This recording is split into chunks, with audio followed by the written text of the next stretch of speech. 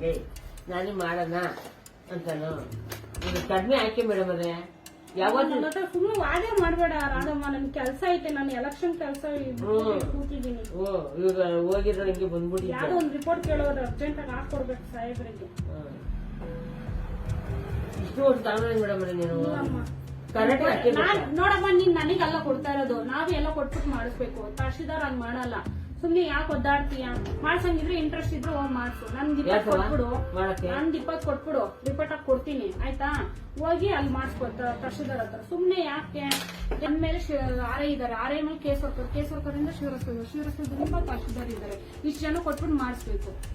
ನಾನು ಹಂಗೂ ಕೇಳಿರೋದೇ ಕಮ್ಮಿ. ಹೋಗ್ಲಿ ಪಾಪ ಅತ್ತ, ಏನೋ ಬಡವರು ಎಲ್ಲ ಸಾಲ ಸಿಗ್ಲಿಲ್ಲ. ಆಸ್ತಿನೇ ಮಾಡಿಲ್ಲ. ನೀನ್ ಆಸ್ತಿ ಮಾರಿ ಬಿಟ್ಟಿ, ನಮ್ದು ಅದ್ ಬೇಡಮ್ಮ.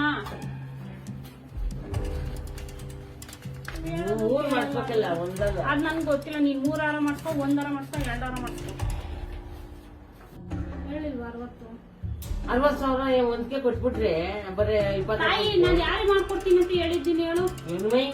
ಮತ್ತೆ ಆಯ್ತು, ನೀನ್ ಚಿಕ್ಕಬಳ್ಳಾಪುರಂಗೆ ಮಾಡು. ಹೋಗಿ 20 ಕೊಡು, ಹೋಗಿ ಚಿಕ್ಕಬಳ್ಳಾಪುರ ಮಾಡ್ಬೇಕು. ಮತ್ತೆ ತಿರ್ಗಾ ಹುಡಿಕೊಂಬತ್ತಿ. ಮತ್ತೆ ಅವತ್ತು ಹೇಳ್ತೀನಿ 60, 70 ಕೊಡ್ತೀಯಾ? ಈಗ ಹೇಳ್ತಮ್ಮ ಒಂದ್ ಮಾಡ್ಬಿಡ್ತೀನಿ. 60,000 ಕೊಟ್ಬಿಡು. ಚಿಕ್ಕಬಳ್ಳಾಪುರ ಮಾಡ್ಬೇಕಾದ್ರೆ 20,000 ಕೊಟ್ಬಿಡು. ಮಾರ್ಕ್ಸ್ ಬೇಕಾದ್ರೆ 3ರಿಂದ ಇಷ್ಟು ತಗೊಂಡೇ ಒಂದ್ ಮಾಡ್ಕೊಟ್ಬಿಡು. ನನಗೆ ಹೇಳು, ಕೊಡ್ತೀಯಾ? ಇಲ್ಲ ನಾನು ರಿಪೋರ್ಟ್ ಹಾಕ್ತೀನಿ.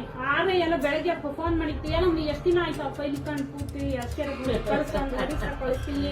ಈಸಿ ಇಲ್ಲ ಅಂತಂದು ಈಸಿ ಇಲ್ಲ ಅಂತಾನೆ ಬರ್ರಿ ಅಂತಂದ್ರು. ಬರೇ ದೊಡ್ಡದಲ್ಲ. ಆಮೇಲೆ ನೋಡು ಒದ್ದಾಡೋದು. ಯಾವಾಗಿದ್ರು ನೀನ್ ಮಾಡೋದೇನೆ ಅದನ್ನಲ್ವಾ? ಹೇಳು, ನಾವೊಂದ್ಸರಿ ಹೋಗೋಣ. ಏನಮ್ಮ ಕೊಡ್ತೀಯಾ? ಇಲ್ಲ ಹೇಳು, ರಿಪೋರ್ಟ್ ಕೊಡ್ತೀನಿ. ನೀನ್ ಇಸ್ಕೊಡು ಅಂತ ಹೇಳಿ ಹೇಳಿಲ್ವಾ? ಮತ್ತೆ ಅದೇನ್ ನಿನ್ಗೆ ಹೊಸದಾಗಿ ಹೇಳ್ಬೇಕು? ಇಲ್ಲ ಬಿಡು, ಹಂಗಂದ್ರೆ ನಾನು ಬರ್ಕಳಿಸ್ತೀನಿ. ಸುಮ್ನೆ ಯಾಕೆ ನಾನು ನಿನ್ನ ಹತ್ರ ಮಾತಾಡೋದು ವೇಸ್ಟ್.